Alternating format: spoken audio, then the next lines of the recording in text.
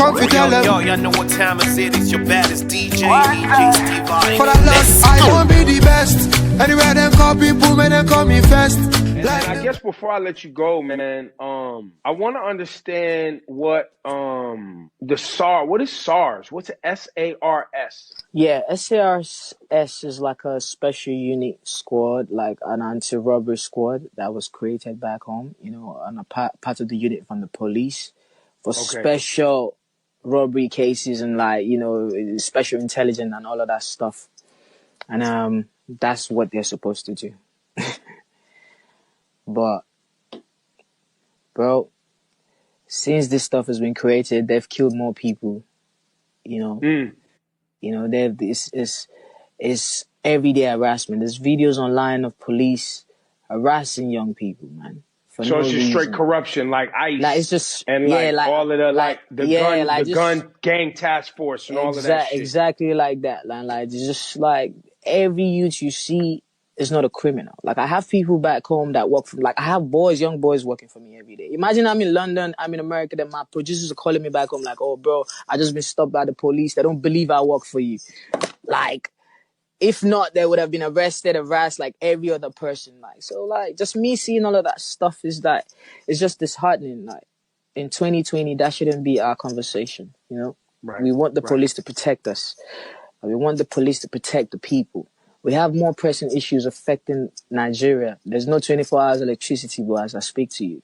People use generators. People that can't even afford generators. They got sleep in darkness, bro. There's no 24 hours electricity. There's bad roads. And the government is quiet about the same, like all of this, bro. So to me, it hurts. I have growing kids. I have a 9-year-old that's growing up. Like he's in Nigeria.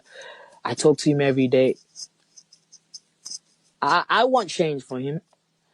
I want change for my son. I want change for the next generation. Like so, it's just sad that like we've been quiet about the situations for the longest. People have been micing words. People don't want to be direct about the conversation. Because of fear. Course, fear, man. They put fear. They put fear. Political bullies, man. The president's men. The police are bullying 1,000%, bro. They bully people all day. Every day. Like they do that, but it's just too much now that I can't even keep quiet about the whole situation. That's why, every time when they do this political thing, like I always exempt myself when it's election period because I try not to influence people's votes. I don't want to, because I don't even trust this guy. I'm not gonna go and stay and say, yo, please come and vote for this guy to be president when I don't know if he's gonna change anything. I wouldn't do that. I always step aside, but now it's too sad. We can't step aside anymore. We need answers. We need conversations. The president should speak to the people. Like, speak to the people. Like, just that sometimes communication helps. Like people are sad. People are hungry, man. People are dealing with more pressing issues. And you see what we're going through over here in the United States. So it's not just Nigeria. It's not, and you know what it is? Can I tell you what it is? A lot of it is they use these tools that, whether it's police, whether it's their political office, whether it's government, to push an agenda that's their own self-interest. Of course, 100%. And to try to shape social behaviors based on what they want society to be, based on their beliefs, not based on what the people want or what makes people happy.